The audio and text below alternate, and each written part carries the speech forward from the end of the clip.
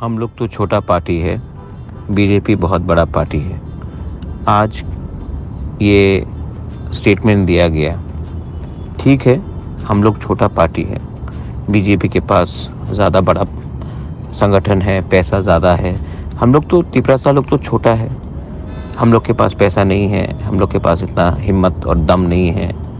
ये एक दो लोग बोल रहा है, लेकिन मैं आपको एक बात बोलना चाहता हूँ, हिम्मत तो है, दम तो है और बुबागरा भी आपके साथ है। अब मेरा बात सुनो, हम लोग छोटा पार्टी है, वो लोग बड़ा पार्टी है, तो उनको पूरा 60 के 60 सीट्स में फाइट करने दो।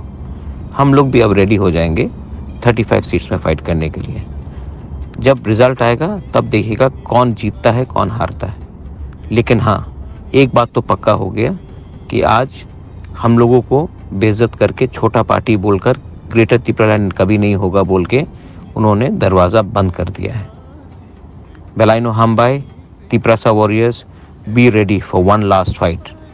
We will fight, we will lose or win, I don't care, but we will put up one last fight and god willing we will win. और कहाँ